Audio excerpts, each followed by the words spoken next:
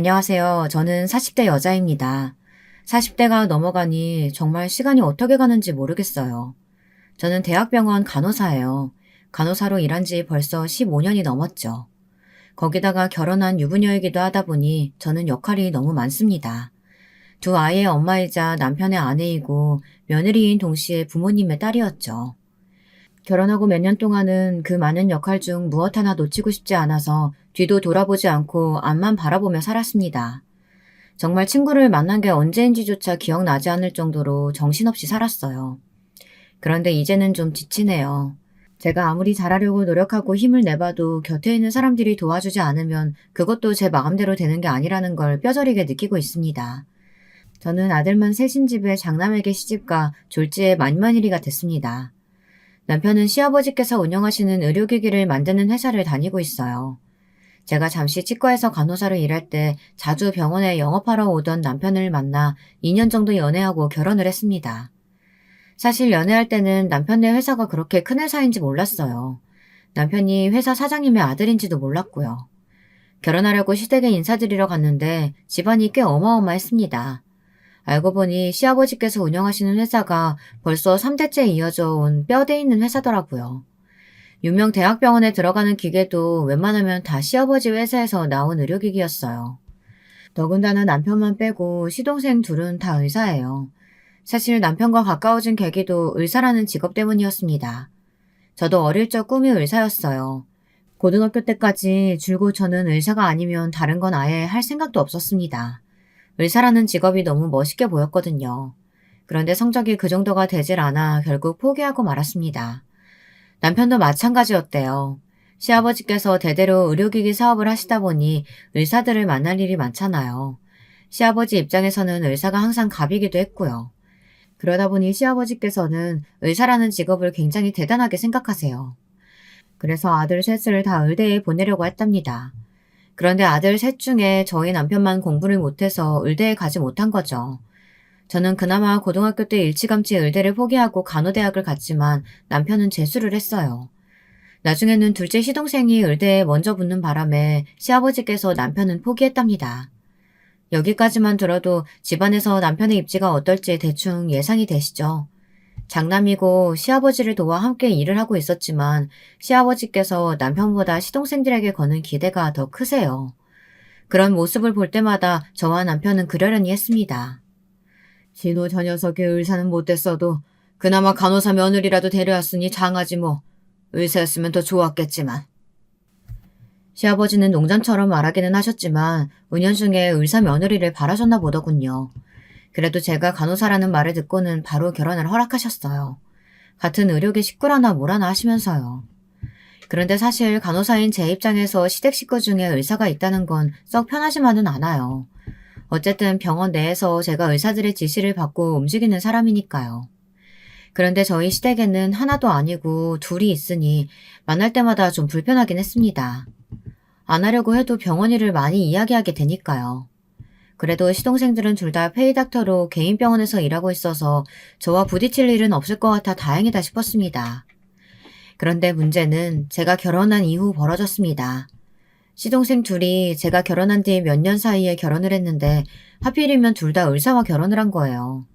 그것도 둘째 동서는 저와 같은 대학병원에 근무하고 있는 의사였습니다. 같은 과는 아니었지만 병원에서 몇 번 본 적이 있는 사이였어요. 운명의 장난이었습니다. 동서 둘이 다 의사라니요. 저는 병원을 옮겨야 하나 말아야 하나 고민이 될 정도로 힘들었습니다. 시동생들의 결혼은 저에게만 고난이었지 시댁에는 경사였습니다. 시아버지께서 그렇게 좋아하시는 의사 며느리를 둘이나 보신 거니까요. 시아버지는 동서들만 보고 있으면 밥을 안 먹어도 배가 부르다고 하셨어요. 저는 자연스럽게 관심 받게 되어버렸죠. 신경 쓰지 않으려고 해도 신경이 쓰였어요. 그럴 수밖에 없는 게 제가 느끼기에 시부모님께서 며느리들을 대하시는 게 너무 달랐거든요. 며느리가 셋이나 있었지만 동서들은 가만 보면 무슨 대단한 손님 같았어요. 같은 며느리인데도 저와는 여러 면의 대우가 달랐습니다. 가족 행사가 있어서 시댁에 모이기라도 하면 시아버지는 동서들을 주방에 들어가지도 못하게 했습니다. 저는 당연히 주방에서 시어머니를 도와 일을 하는데 동서들에게는 자꾸만 방에 들어가서 쉬라고 하셨어요. 병원에서 하루 종일 힘들게 수술하고 온 애들을 뭐하러 불렀어? 저 귀한 손으로 주방에서 일이라도 하다가 다치기라도 하면 어떡해? 그건 우리가 죄 짓는 거야. 아이고, 며느리 사랑은 시아버지라다니만, 유나는. 그래, 뭐, 할 것도 없는데 너희는 들어가서 쉬어라. 나랑 우리 큰며느리가 하면 되지 뭐. 이게 은근 서운합니다. 며느리로서 시댁일을 돕는 거야 저도 할 수 있습니다. 그런데 제가 맏며느리라 당연히 시어머니를 도와야 한다고 하시는 건지, 그게 아니면 저는 의사가 아니니까 저만 일을 하라시는 건지, 괜히 혼자 마음속으로 자꾸만 곱씹게 됐습니다. 저도 의사였으면 동서들과 똑같이 대우해 주셨을까 싶기도 하고요. 더 짜증이 나는 건 동서들의 태도입니다. 한 달에 한 번도 시댁 행사에 올까 말까 하는데 가끔 와서 손 하나 까딱을 안 해요. 아무리 시아버지가 아무것도 하지 말고 앉아있으라고 해도 그렇지 저와 남편이 시어머니를 돕고 있는데도 꼼짝을 안 합니다. 다 큰 성인들이 식사 준비나 뒷정리 정도는 당연히 함께 해야 하는 거 아닌가요? 제가 시어머니와 함께 음식을 다 준비해 놓으면 동서들은 앉아서 먹기 바빴어요. 식사가 끝나도 치울 생각은 조금도 하지 않았죠. 상 차리는 건 나랑 남편이 했으니까 상 치우는 건 둘째네랑 막내가 같이 좀 해줘. 그러는 꼴이 너무 보기 싫어서 저는 대놓고 둘째 동서와 막내 동서에게 일을 시켰습니다.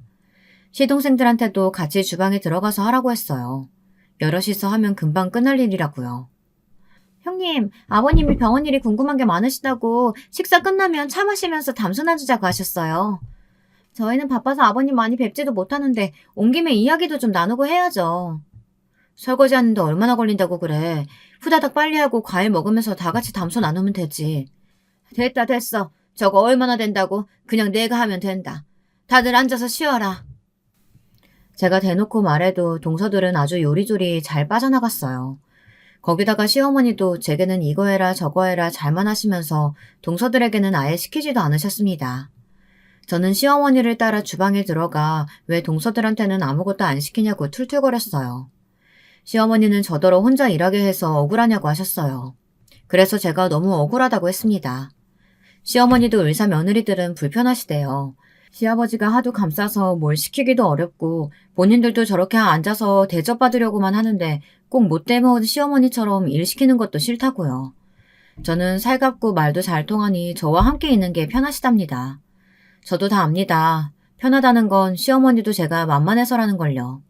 하지만 어쩌겠어요. 저도 괜히 의사 동서들 틈에 껴서 시아버지에게 차별당하느니 그냥 주방에서 일하는 게 마음이 편했습니다. 근데 그것도 한두 번이지 이게 반복되다 보니 서운한 정도로 끝나지 않더라고요. 저희 시댁은 1년에 4번 제사를 지내요. 명절에도 온 가족이 다 모여서 크게 제사를 모십니다. 저는 결혼하고 시댁 행사에 한 번도 빠진 적이 없어요. 절대 빠질 수 있는 분위기가 아니었거든요. 제사하기 딱 일주일 전에 시아버지에게 연락이 옵니다. 며칠 몇 시부터 집안 여자들이 다 모여서 음식 준비해서 제사를 모셔야 하니 그날은 꼭 시간을 빼놓으라고요. 저는 대학병원에서 3교대를 하다 보니 시간을 맞추기 여간 힘든 게 아니었어요. 하지만 어쩔 수 없었습니다. 저는 자는 시간도 포기하고 시댁 행사에 참석했어요.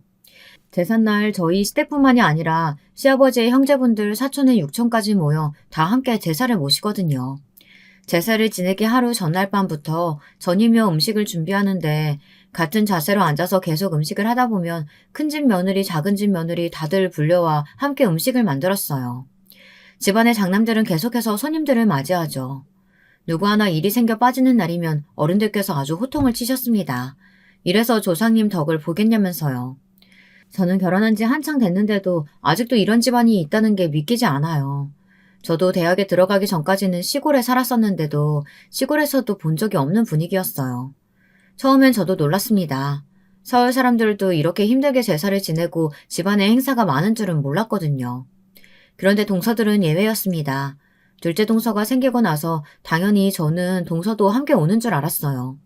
하지만 시아버지께서 아예 부르질 않으셨더군요.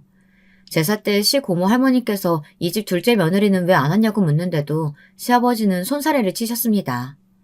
아이고 우리 교수님이 얼마나 바쁜데요. 제사가 아무리 중요해도 사람 살리는 일하는 의사 선생님한테 전이나 붙이라고 하면 어떻게 해요. 이 집은 큰 며느리도 병원에서 일한다고 하지 않았어? 왜 큰 며느리랑 둘째 며느리 차별해? 큰 며느리도 병원 빠지고 왔으면 둘째 며느리도 와야지. 고모님도 참 모르는 소리 하시네요. 간호사랑 의사랑은 엄연히 다르죠. 간호사야 대체할 수 있는 사람이 병원에 몇백 명이야 있지만 교수는 몇 명 안 되잖아요. 순간 주방에 있던 사람들이 모두 다 고요해지면서 다들 제 눈치를 보는데도 시아버지는 혼자 웃고 있었습니다. 시어머니는 제 손을 꼭 잡아주시면서 너무 서운해하지 말라고 하셨어요. 원래 저 정도밖에 안 되는 사람이라고 하시면서요. 시아버지가 형제들 다 있는 데서 남편을 시동생들과 차별하는 모습을 본 적이 있어요. 회사 일 이야기를 하면서 그 머리로 공부를 했으니 의대에 갈 턱이 있냐부터 시작해서 아버지가 다 떠먹여주는데도 못 처먹냐 하는 소리까지 하고는 하셨습니다. 그런 모습을 볼 때마다 언젠가 저도 동서들과 비슷한 상황이 생길 수도 있겠다 예상하지 않았던 건 아니에요. 하지만 막상 겪으니 기분이 상당히 나쁘더군요. 저는 제가 다른 사람보다 깡이 있는 사람인 줄 알았어요. 어릴 때부터 싫은 소리 많이 듣고 자라서 진작 면역이 생긴 줄 알았는데 그게 또 아니더군요. 싫은 소리는 언제 들어도 그냥 싫은 거였어요. 제가 병원에서 일하는 걸 친정엄마가 별로 좋아하지 않으세요. 제가 의사가 된다고 했을 때도 어머니는 항상 콧방귀를 뀌며 좋아하지 않았습니다. 네 성적의 의사는 무슨 의사? 그리고 병원이 얼마나 답답하고 지저분한 곳인지 알아? 세상 천지에 좋은 데 다 놔두고 왜 아픈 사람들이나 드나드는 병원에서 일하겠다고 난리야. 친정엄마와 저는 사이가 별로 좋지 않았어요. 지금 제 모습에서는 상상할 수 없을 정도로 어린 시절엔 콤플렉스 덩어리였습니다. 그게 바로 친정엄마 때문이었어요. 저는 원래 욕심도 많고 꿈도 크게 가는 아이였습니다. 그런데 엄마는 항상 제게 부정적인 이야기만 하셨어요. 한창 꾸미는 것에 호기심이 많을 때도 옷도 이것저것 입어보고 입술도 발라보고 했었는데 그 모습을 보고 엄마는 호박에 줄 그으면 수박 되냐면서 저는 아빠를 닮아 인물이 없으니 나중에 성형수술을 해서 싹 뜯어고쳐야 한다고 했습니다. 하필이면 나를 안 닮고 인물이라고는 없는 지 아빠를 닮았나 몰라. 암튼 나쁜 건 다 닮았다니까. 엄마는 하나밖에 없는 자식한테 그게 할 소리야? 고슴고치도 자기 자식은 예쁘다고 한다는데 혹시 엄마 나 어디서 주워온 거 아니야? 그런 거면 지금이라도 빨리 친엄마한테 보내줘. 저는 가끔 엄마가 제 친엄마가 아닌 거 아닐까 의심한 적이 있었습니다. 그렇게 생각할 정도로 제게 매몰차게 굴었거든요. 내가 그랬으면 이혼할 때 너 데리고 왔겠니? 이게 기껏 데리고 살아줬더니만 고마운 줄도 모르고. 내가 언제 엄마한테 나 데리고 나와달라고 한 적 있어? 난 원래 아빠랑 살고 싶었거든? 인연이고 말하는 꼬라지 좀 봐.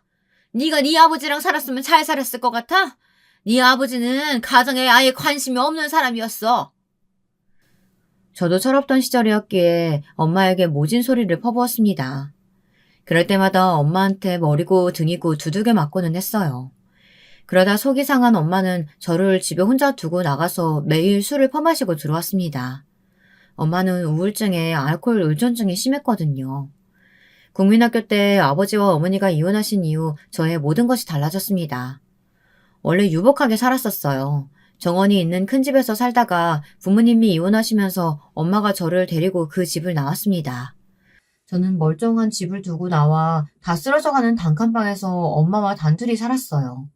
저는 그 집이 너무 싫어서 어떻게 하면 다시 아빠한테 돌아갈 수 있을까 매일 밤 고민했습니다. 그러던 와중에 제가 중학생 때 엄마가 재혼하셨어요. 새아버지는 작은 동네에서 혼자 사시면서 농사를 지으시던 분이었습니다. 형편이 넉넉하지 않았어요. 서울로 대학을 올 때까지 새아버지와 함께 살았지만 저는 그 집에 마음을 붙이지 못했습니다. 저에게 아버지는 오로지 한 분이었으니까요. 아버지와 사는 지역이 달라 자주 보지는 못했지만 한 달에 한 번씩 학교 앞으로 찾아와서 맛있는 것도 사주시고 좋은 옷이며 가방, 용돈도 넉넉히 주고 가셨습니다. 그리고 항상 힘든 일이 있으면 아버지에게 연락하라고 했어요. 저는 엄마와 새아버지가 있는 다 쓰러져가는 집이 아니라 아버지가 사는 집으로 가고 싶다고 졸랐습니다. 이제는 아버지와 살면 안 되냐고요. 그때 아버지의 곤란해하던 눈빛이 지금까지도 생생해요. 나중에 엄마에게 듣기로는 아버지한테도 애인이 있다고 하더라고요. 네 아빠라는 사람 원래 옛날부터 여자 관계 복잡했어. 지금도 여자가 한둘이 아닐걸? 증거 있어? 증거도 없으면서 엄마는 왜 아빠를 이상한 사람 만들어?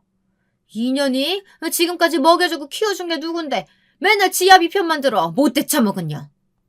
친정엄마는 이혼하고도 매일 제게 아버지 욕을 하셨어요. 어떨 땐 아버지의 바람기 때문에 이혼했다고 하기도 하고 어떨 땐 아버지가 가정에 소홀해서 너무 외로웠다고 하셨죠. 저는 아버지를 누구보다 존경하고 조여했기 때문에 엄마가 아버지 욕을 하는 게 싫었어요. 그리고 매일 툭하면 신세 한탄하며 울고 짜는 엄마도 싫었습니다. 제 머릿속에는 어떻게든 엄마 품을 떠나 서울로 대학에 오고 싶다는 생각뿐이었습니다. 아버지가 계신 서울로요. 하루라도 빨리 독립하고 싶었어요. 그나마 다행인 건 친정엄마와 새아버지 사이가 좋다는 겁니다. 새아버지는 엄마의 이상한 성격을 다 받아주시는 너그러운 분이셨거든요. 그런데도 저는 그 집에 함께 있는 게 전혀 행복하지 않았어요. 저만 이방인 같았습니다. 지금도 마찬가지입니다. 시댁에 가면 저는 항상 어디에도 끼지 못하고 이방인이 된 것 같아요. 막내 동서까지 들어오고 나서는 더 심해졌죠. 동서 둘은 같은 의사라는 거 말고도 공통점이 많았어요. 왜 그런 애들 있잖아요. 어릴 때부터 부모님 품에서 부족한 거 없이 자라 오로지 자기 자신밖에 모르는 애들이요. 동서 둘은 어릴 때부터 부유한 집안에서 자란 공주님들이더라고요. 그래서 그런지 아직도 조선시대처럼 계급이 나눠져 있기라도 한 것처럼 조건으로 사람을 나눠 자기 멋대로 판단하고 무시했어요. 동서들은 자기들은 의사고 저와 남편은 의사가 아니라는 것만으로도 자꾸만 선을 긋고 무시했습니다. 한 번은 그런 적이 있었습니다. 저희 아이가 영어 말하기 대회에서 상을 받은 적이 있어요. 규모가 있는 대회였는데 3위로 입상을 했습니다. 마침 시아버지 생신이라 식구들이 다 같이 모여 있었는데 그 소식을 들으시고 시부모님은 제 아들에게 너무 장하다고 용돈도 주셨어요. 역시 우리 집안 장손이네. 우리 장손도 작은 아빠들 따라서 의대 가면 되겠다. 아버지는 아들들 의사 만든 거는 부족해서 이제는 손주한테까지 그러세요. 시아버지께서 기분이 좋아서 하시는 이야기시니 저희 부부도 농담 삼아 즐겁게 생각했습니다. 그런데 좋은 분위기를 동서들이 망치려고 작정을 했더군요. 에이, 의대는 뭐 아무나 가나요? 공부는 무조건 유전이에요. 어릴 때야 좋은 학원 다니고 좋은 선생님 만나면 대충 따라가는 것처럼 보이지만 진짜는 고등학교 들어가 봐야 안다니까요. 맞아요. 공부는 무조건 유전이더라고요. 형님이랑 아주버님 닮았으면 의대는 힘들 텐데. 괜히 되지도 않은 거 어릴 때부터 헛바람 넣지 말고 자기 주제에 맞는 일 할 수 있게 일찌감치 밀어주는 게 훨씬 낫다니까요. 시동생들이 동서들에게 농담이라도 무슨 그런 소리를 하냐고 동서들에게 다들 한마디씩 했지만 동서들은 아랑곳하지 않았습니다. 오히려 뭐가 그렇게 신이 나는지 희희낙낙 거렸어요. 순간 저도 모르게 욱하더군요. 조카가 상을 받는다는데 그냥 웃고 넘어가면 될 일을 굳이 기분 나쁜 소리를 왜 하는 건지 모르겠더라고요. 저도 그날은 그냥 넘어갈 수 없었습니다. 평소 어떤 식으로 대했든 간에 제 자식한테까지 재수없게 구는 꼴은 못 봐주겠더라고요. 원래 자식은 다 부모 닮는 거지 뭐. 근데 막내 동서랑 막내 서방님은 둘 다 쌍꺼풀이 엄청 진한데 우리 귀여운 조카만 쌍꺼풀이 없네? 이상하다. 누굴 닮아서 이런 거지? 막내 동서 눈은 누가 봐도 성형수술을 한 눈이에요.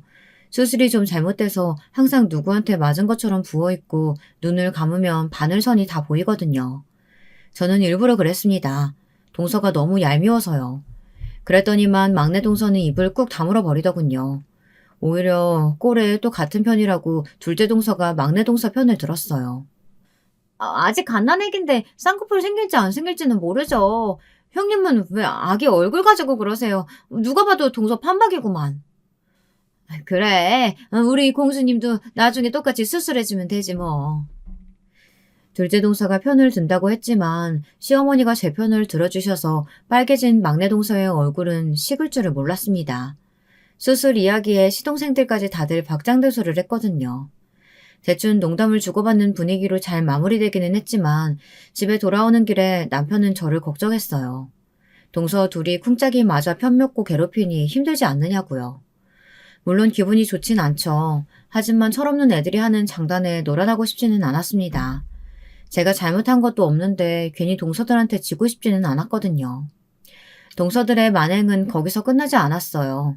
제가 쌍꺼풀 이야기한 게 기분이 상했는지 자기들끼리 저를 골탕 먹이려고 작정을 하고 있었더라고요.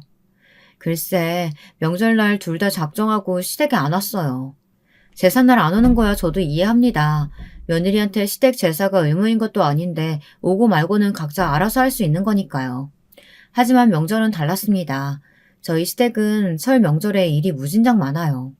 유부 선배님들이야 벌써 제사 규모만 보고도 아셨겠지만 명절날 시댁으로 식사할 때마다 오시는 손님이 셀 수 없이 많습니다. 만두를 몇백 개씩 빚는 것부터 시작해서 음식을 거의 20가지 정도를 시어머니가 직접 다 하세요. 시집 온 첫날부터 저는 몸살이 났었어요. 그 전까지 3교대 간호사 생활을 하면서도 흔한 감기 한 번 안 걸린 제가 명절 한 번에 몸살이 났으니 보통 일이 아닌 거죠. 시어머니는 제가 시집 오기 전까지 이 큰일을 항상 혼자 해오셨으니 정말 대단했습니다. 너는 장남이라는 놈이 손님들 오시는데 주방에서 뭐 하는 거야? 당장 나와서 술도 따르고 심부름도 해야지. 재수 씨들이 둘 다 안 와서 일이 너무 많아요. 올해 손님 맞이는 아버지가 다 알아서 하세요. 저는 우리 아내 또 아플까봐 걱정돼서 도저히 안 되겠어요. 지 엄마 고생할 때는 아는 척도 안 하더니만 지 마누라 고생시킬까봐 앞치마 다 메고 오래 살고 볼 일이다. 그러니까 재수 씨랑 애들한테 빨리 연락해서 오라고 하세요.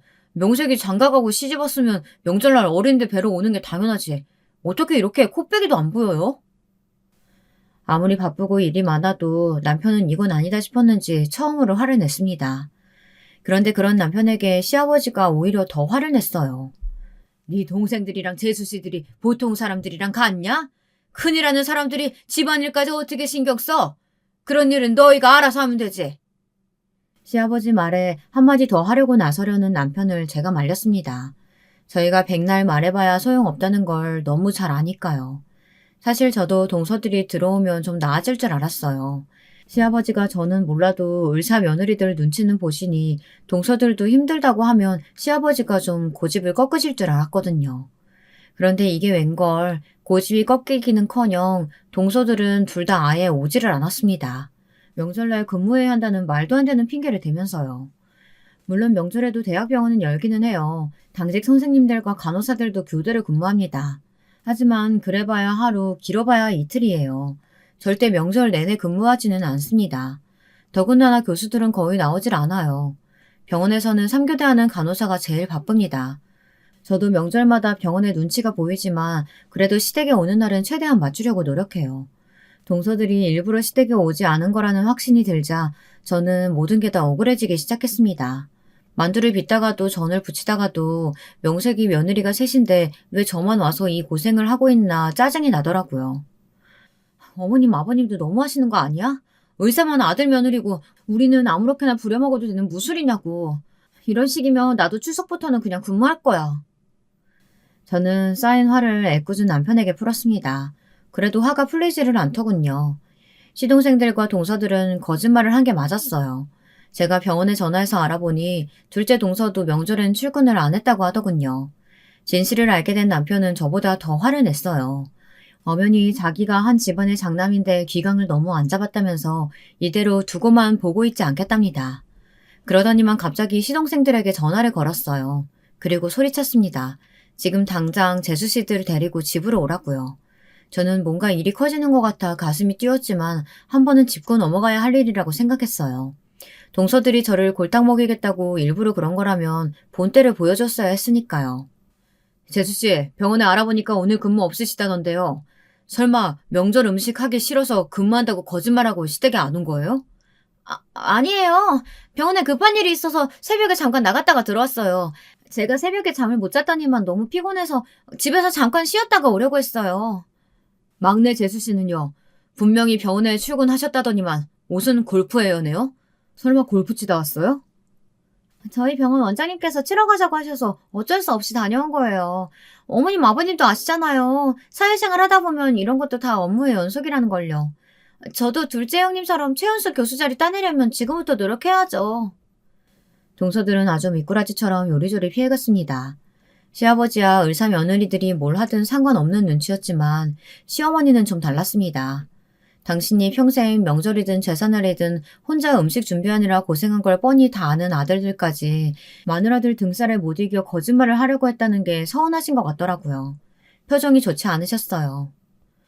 텔레비전에서 요즘 며느리들은 1년에 꼴랑 2번인 명절도 시댁에 오기 싫어서 가짜 깁스까지 사서 낀다더만. 우리 집안도 별반 다르지 않구나. 다 꼴 보기 싫으니까 명절이고 나발이고 너희 다 친정에 가버려. 시어머니는 생각보다 더 실망하셨는지 하던 음식들도 다 내팽개치시고는 저희더러 다 친정으로 가버리라고 소리를 지르셨어요. 쾅 소리가 날 정도로 문을 세게 닫고 방에 들어가 버리셨습니다. 그런데 괜한 불똥이 남편에게 튀었습니다. 시아버지는 명절날 사달이 난 게 다 남편 탓이라네요. 내가 너 때문에 못 살겠다. 바쁜 의사 동생들 구기 잡는 것도 모자라서 의사 재수 씨들까지 불러가지고 손윗사람 노릇하는 거냐? 너는 팔자 편하게 내 밑에서만 일해봐서 다른 일은 아예 몰라서 그래. 어디 병원 일이 쉬운 줄 알아? 힘들게 일하고 명절 때 좀 쉴 수도 있지. 왜 괜히 분란을 들어? 아버지가 이렇게 이해심이 넘치는 줄은 몰랐네요. 그럼 공평하게 해야죠. 왜 매번 제 아내만 불러가지고 고생시키는데요? 자꾸 이런 식으로 자식 차별하시면 저희도 제사고 명절이고 안 올 거예요. 동서들이 잘못한 걸 괜히 욕은 저희 부부가 먹고 남편과 시아버지는 심하게 다퉜습니다. 안 그래도 시아버지가 남편과 시동생들을 차별하시는데 그날 이후 시아버지에게 남편은 미운 털이 아주 단단히 박혔죠. 저와 남편의 존재감이 더 떨어졌습니다. 시아버지는 매번 남편이 하는 일이라면 뭐든 탐탁지 않아 하셨어요. 그러다 보니 동서들의 거만은 하늘을 찔렀습니다. 그러던 어느 날이었어요. 시아버지 회사에 큰 행사가 있었습니다. 새로운 의료기기를 홍보하는 행사였는데요. 병원 사람들이 참석하는 자리다 보니 시아버지는 의사 아들들과 며느리들을 모두 다 대동하고 행사장에 가셨어요.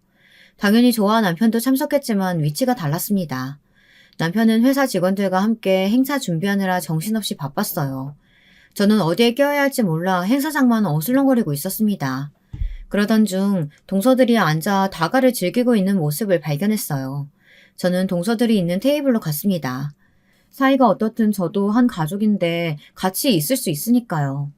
그런데 제가 너무 많은 걸 바랬나 봅니다. 제가 자리에 앉자마자 갑자기 동서 둘이 영어로 대화하기 시작했어요.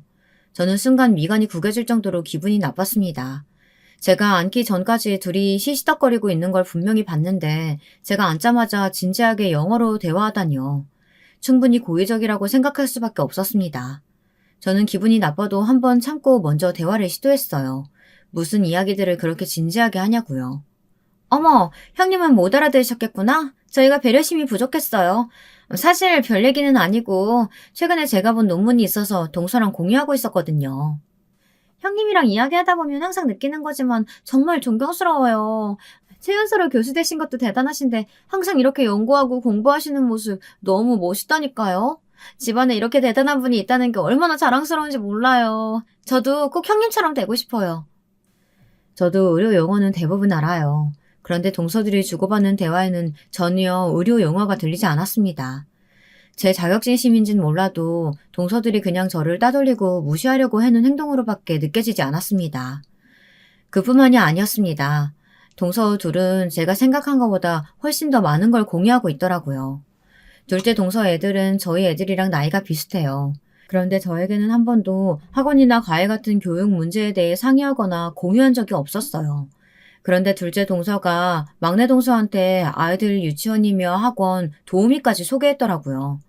제가 육아하면서 병원 일까지 하느라 도우미분을 못 구해서 고생한 적이 여러 번 있었어요. 그래서 시어머니에게 애들을 부탁한 적도 있었습니다. 당연히 동서들도 알고 있어요.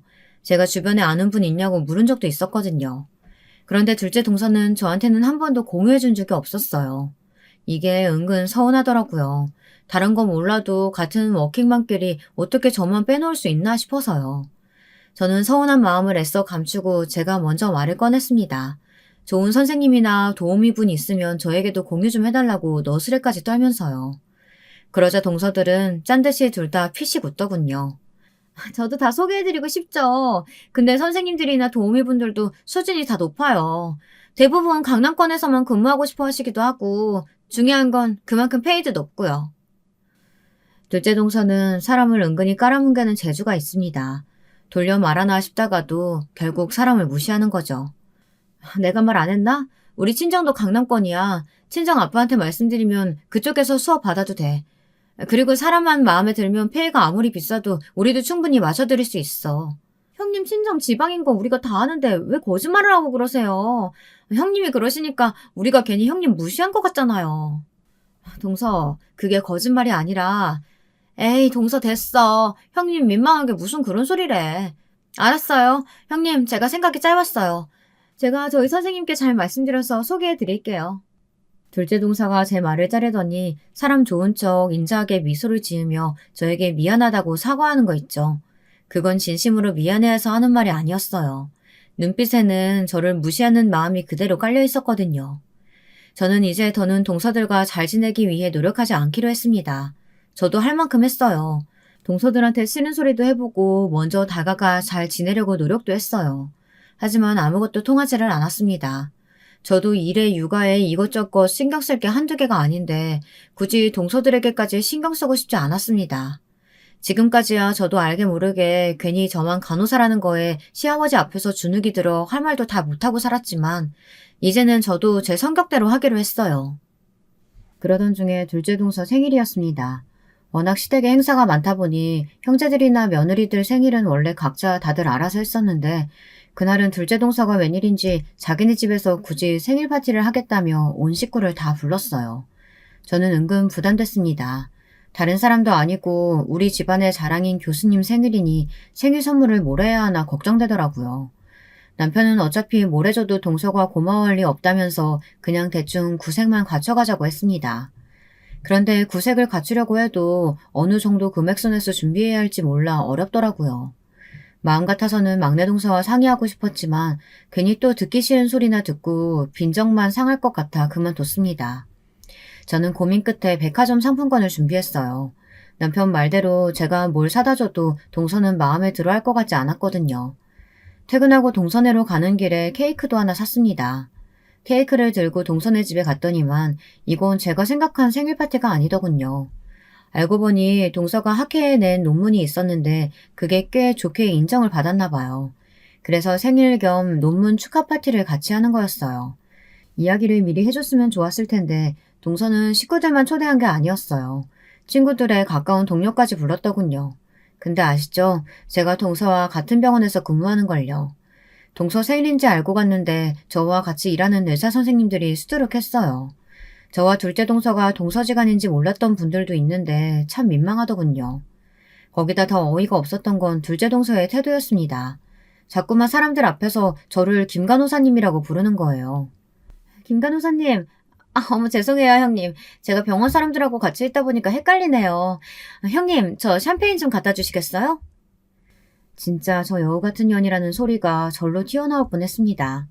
둘째 동서는 절대 생각 없이 아무 말이나 하는 사람이 아니에요. 뭐든 계산적으로 하는 사람인데 일부러 저를 민망하게 하려고 하는 짓이라는 게 다 티가 났습니다. 어쩌겠어요. 저런 미친 게 제 동서인걸요. 저는 최대한 의사 선생님들 눈을 피해 가족들과 있었습니다. 그런데 제가 잠시 화장실에 가다 둘째 동서와 막내 동서가 하는 이야기를 듣고 말았는데요. 제가 사온 케이크를 가지고 굳이 안 해도 될 소리를 하고 있더군요. 어머, 이게 뭐야? 누가 이런 시장통 케이크를 사왔대? 누구긴 누구겠어. 우리 잘난 간호사 형님이지. 그 모습에 저도 모르게 욱하고 말았어요. 제가 말씀드렸었죠. 이제 웬만해서는 참지 않겠다고요. 저는 제가 준비한 백화점 상품권 봉투를 들고 동서에게 갔습니다. 그리고 둘째 동서에게 봉투를 건넸어요. 동서, 워낙 부족한 게 없으니까 뭘 줘도 다 있을 것 같아서 그냥 상품권으로 준비했어. 필요한 거 사. 백화점 이름이 버젓이 적힌 봉투를 보자마자 둘째 동서는 봉투 안을 확인하더군요. 제가 한 10만 원, 20만 원짜리나 넣은 줄 알았을 거예요. 저는 보란듯 100만 원 상품권을 넣었습니다. 동서들에게 보여주고 싶었거든요. 제가 자기들처럼 의사는 아니어도 저도 이 정도는 할 수 있다고요. 그런데 동서 반응은 제가 생각한 거가 달랐습니다. 갑자기 제 손을 덥석 잡더군요. 형님, 제가 전에 얘기한 것 때문에 이러시는 거예요? 이러시지 않아도 제가 과외 선생님 소개해 드린다니까요. 뭘 이렇게 무리하셨어요. 형님 형편 제가 뻔히 아는데 저 이거 절대 못 받아요. 형님은 저한테 딱 이 케이크만 주셔도 충분해요. 저 케이크만 받을게요. 둘째 동서는 순식간에 저를 이상한 사람으로 만들었습니다. 제가 쥐뿔도 없으면서 오기로 동서에게 상품권을 선물한 사람처럼요. 동서는 제 손에 상품권을 쥐어주더니 케이크 박스를 들고 갔습니다. 순간 주변에 있던 사람들이 저희를 보며 수군거렸어요. 저는 어이가 없어서 주방으로 들어가는 둘째 동서를 따라 들어갔습니다. 그런데 주방으로 따라 들어가지 않았으면 큰일 날 뻔했어요. 글쎄 동서가 케이크를 박스채 쓰레기통에 버리더라고요. 저는 순간 꼭지가 돌아버렸습니다. 제 생에 그 정도로 화가 난 건 처음이었어요. 저도 모르게 미친 듯 달려가 동서를 벽으로 밀어버렸습니다. 도대체 무슨 짓을 하는 거냐고 소리를 지르면서요. 동서, 머리가 좀 어떻게 된 거 아니야? 아무리 사람이 못돼 먹어도 그렇지 어떻게 내가 사온 걸 그대로 버릴 수가 있어? 그러게 이딴 케이크를 누가 먹는다고 사와요? 난 호텔 케이크 아니면 입에도 안 되거든요? 정말 답이 없는 연이었습니다. 이제는 상종도 할 필요가 없었어요. 그 순간 소란스러운 소리를 듣고 시아버지가 들어오셨어요. 시아버지는 상황 설명을 듣지도 않고 무조건 둘째 동서 편부터 들었습니다. 기분 좋은 날 윗사람이 돼서 동서한테 왜 소리를 지르냐고요. 저는 그게 아니라고 설명하려고 하는데도 둘째 동서가 또 말을 잘랐습니다.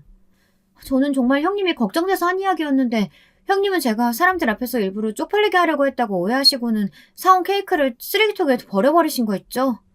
뭐야? 그네 너는 내가 잘못 봐도 한참 잘못 봤구나. 손윗 사람이 본보기를 보이지는 못할 망정 아랫사람을 괴롭혀? 아버님, 그런 게 아니고요. 케이크는 제가 아니라 동서가 버렸어요. 이딴 케이크 안 먹는다고 쓰레기통에 버렸다고요. 됐다. 내가 살다 며느리들끼리 서로 헐뜯고 싸우는 꼴이나 보고. 이래서 윗사람이 잘 들어야 하는 건데 수준이 안 맞으니 매일 분란이 나는구나. 시아버지는 자기 할 말만 하시고 주방을 나가버리셨습니다. 저는 정말 울컥해서 눈물이 펑펑 쏟아졌어요. 그날 저는 능력 있는 동서를 시샘해서 동서한테 형님 노릇이나 하는 이상한 여자가 되어 있었습니다. 물론 남편은 사실이 아니라는 걸 아니 밤새 저를 위로해줬죠. 제가 밤새 울며 불며 하소연하자 남편은 이대로 시댁과 인연을 끊겠다고까지 했어요. 자기도 지긋지긋하다고요.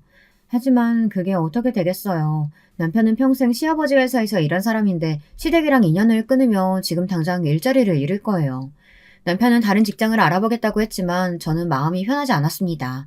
나중에는 이게 다 괜히 제가 동서들을 견제해서 문제가 불거진 건 아닌가 싶기까지 하더군요. 그러던 와중에 시어머니 칠순잔치 날이 되었어요. 둘째 동서 생일 이후에 처음 있는 시댁 행사라 저는 가기 망설여졌습니다. 그래서 일 핑계대고 가지 말까 고민했지만 그래도 시어머니의 칠순인데 거짓말까지 하고 참석하지 않은 건 예의가 아니라는 생각이 들었습니다. 저는 일단 부딪혀보기로 했어요. 남편은 애들 데리고 먼저 식당에 가 있겠다고 해서 저는 교대 근무가 끝나는 대로 바로 식당으로 갔습니다. 주차장을 찾아 들어가는데 식당이 한눈에 봐도 고급스러워 보이더군요. 평소 미식가라 고급 재료를 사용하는 맛집이라고 하면 안 가본 데가 없는 둘째 동서가 예약했으니 어련한가 싶었습니다. 식당 입구 쪽에 동서들 차가 나란히 보이길래 저도 빈자리에 주차하려고 들어갔어요. 그런데 그때 입구에 서 있던 둘째 동서가 불이 나게 달려오더니 제 차 앞을 가로막았어요. 저는 놀라서 차를 세우고 운전석에서 내렸습니다. 그리고 동서에게 소리쳤어요. 위험하게 갑자기 차에 뛰어들면 어떡하냐고요. 그러자 둘째 동서가 하는 말이 가관이었습니다. 형님, 눈치가 없어도 정도껏이지. 병원에서 중요한 손님들도 많이 오시는데 마티즈를 가족 자리에다 주차하시면 어떡해요. 집안 망신이니까 빨리 차 빼서 다른 곳에 주차하세요. 저는 둘째 동서의 행동이 기가 차다 못해 어이가 없어 실소가 터지더군요. 제가 배까지 잡고 웃자 둘째 동서 얼굴이 일그러졌어요. 동서, 마티즈가 뭐 어때서 그래? 동서 이런 거 가지고 사람 등급 나누고 그러는 몰상식한 사람이었어? 어머, 그럼 설마 지금까지 동서는 의사고 내가 간호사라고 무시하고 그랬던 거야? 명색이 의사라는 사람이 같이 일하는 간호사를 무시하면 어떡해. 동서가 그러가도 좋은 의사라고 할 수 있어? 의사면 그냥 의사지 꼭 좋은 의사일 필요 있나요? 하긴 병원에서 매일 의사 뒤치다거리나 하는 간호사가 뭘 하겠어. 지금 이게 다 무슨 소리야? 아니, 자네는 우리 병원 내과 윤 교수 아닌가? 그 순간 말도 안 되는 일이 벌어졌습니다. 저희 친정아버지가 바로 그 자리에 나타나셨어요. 아니, 이 사장님이 어떻게 저희 시어머니 칠순인지 어떻게 알고 오셨어요? 윤 교수 시어머니 칠순이라고? 그럼 윤 교수가 우리 딸이랑 동서지간이었나? 네? 이 사장님이 형님 아버지시라고요? 말도 안 돼. 결혼식 날 뵙던 분은 다른 분이었는데. 형님, 이거 어떻게 된 일이에요? 그랬습니다. 동서는 당연히 모르고 있었겠지만 저와 동서가 다니는 대학병원 이사장님이 바로 저를 낳아주신 친아버지세요. 제가 일부러 친아버지에게 연락을 드렸습니다. 제가 그토록 병원에서 일하고 싶었던 이유가 바로 아버지 때문이에요. 저희 어머니 아버지는 제가 국민학교 시절에 이혼하셨어요. 아버지는 병원 일로 정신없이 바빴고 어머니는 우울증이 심해져 바쁜 아버지를 매일 원망하셨거든요. 처음 말씀드린 대로 저는 어머니보다 아버지를 더 좋아했습니다. 항상 아픈 사람들을 위해 일하시는 아버지의 모습을 존경했으니까요. 그래서 아버지처럼 좋은 의사가 되고 싶었던 거예요. 성적이 안 돼서 포기하기는 했지만 그래도 간호사가 되어서 같은 의료인이 되었다는 거에 자부심을 느끼고 있었습니다. 어머니와 이혼했어도 저와 아버지는 계속 만나고 있었어요. 제가 간호대학에 갔을 때 누구보다 기뻐하셨던 것도 아버지예요. 어머니께서 제 등록금을 내주지 않겠다고 했을 때 도와주신 분도 아버지였습니다. 사실 호적상 아버지도 새아버지고 결혼식 때도 새아버지가 오셨기 때문에 제가 이사장님의 친딸이라는 사실을 아는 사람은 거의 없어요.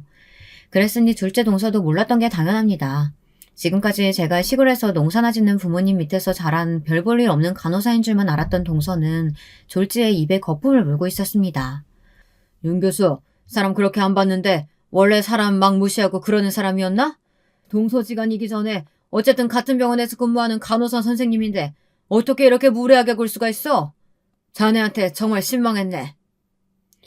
아버지는 그대로 혀를 끌끌 차며 식당 안으로 들어가셨습니다. 둘째 동서는 아버지에게 애써 변명하려고 따라가려다가 도저히 안 되겠는지 저에게로 달려왔습니다. 그러더니만 한다는 말이 꼴같지 않더군요. 형님, 제 마음 아시죠? 제가 형님이랑 친하게 지내고 싶어서 장난친 거잖아요. 아휴, 이사장님이 오해하셨나 보다. 오해 같은 소리 하고 있네. 동서 진짜 여우 같은 건 내가 진작 알고 있었는데 내가 이사장님 딸인 거 알자마자 이렇게 180도 달라질 줄은 몰랐네. 형님, 뭐 하시는 거예요? 아우, 이 거지 같은 마티즈를 이따위로 주차하면 어떡해요? 빨리 차 빼요. 그때 마침 막내 동서도 나와서 제 차를 가지고 한 소리 했습니다. 그러자 둘째 동서가 손사래를 치며 막내 동서에게 호통을 치더군요. 동서, 어디 감히 형님한테 그따위 소리를 해. 동서가 지금 당장 달려와서 형님 차 다시 주차해. 저기 제일 좋은 자리에. 우리 이사장님 차 바로 옆자리에다가. 둘째 동서는 곧바로 막내 동서에게 다가가 귓속말을 속삭였습니다. 그러자 막내 동서는 헐레벌떡 달려와 제 차를 다시 주차까지 해주더군요. 태세 전환이 장난이 아니었어요. 매일 시댁에 올 때마다 자기들은 의사고 내가 간호사라고 이것저것 시키면서 재수없게 굴더니만 제 앞에서 쩔쩔매는 모습을 보니 아주 볼만하더군요. 제가 식당 안에 들어가려고 하자 동서 둘이 제 양쪽으로 오더니 팔짱을 꼈습니다. 형님, 저한테 기분 나빴던 거 있으시면 지금 다 얘기하세요. 제가 다 하나하나 사과드릴 수 있어요. 둘째 형님은 좀 기다리세요. 큰형님, 저 이번에 형님을 병원으로 옮기는 거 아시죠? 이사장님, 아니, 아버님께 저 좀 잘 봐달라고 이야기 좀 해주세요. 아셨죠? 저는 어이가 없어서 양팔에 대롱거리고 있는 동서 둘을 세게 밀쳐대고 식당 안으로 들어갔습니다. 여러분들이라면 어떠시겠어요? 동서들이 지금까지 제게 저지른 만행들을 용서해 줄 수 있으시겠어요? 그날 이후로 동서들의 태도는 완전히 달라졌습니다. 사실 달라진 건 동서들뿐이 아니에요. 저희 시아버지가 제일 많이 달라지셨습니다. 저희 친아버지가 대학병원 이사장이라는 사실을 아시자마자 저에게 제발 한 번만 자리를 마련해달라고 사정을 하셨어요. 그러면 사업에 큰 도움이 될 거라고요. 저는 이때다 싶었습니다. 아버님, 그럼 저희 남편 아버님 뒤 이어서 회사 경영에도 참여할 수 있는 거죠? 그럼 당연하지. 나는 우리 회사 무조건 우리 장남한테 물려줄 생각이었어. 네 시동생들이나 동서들은 그래봐야 월급쟁이 아니냐. 우리 사돈이 대학병원 이사장님인데 앞으로 우리 장남한테 얼마나 큰 힘을 실어주시겠어? 역시 사업하시는 분은 다르더군요. 뭐가 당신에게 이익인지 바로 파악을 하셨어요. 이럴 줄 알았으면 진작 아버지를 만나게 해드릴 걸 그랬더군요. 그날 이후 저의 시댁 생활은 아주 평화로워요. 동서들은 병원에서도 저만 보면 달라붙어서 온갖 야양을 다 떱니다. 시댁에서도 마찬가지고요. 명절이고 제삿날이고 항상 저보다 먼저 와서 알아서들 음식 준비를 한다니까요.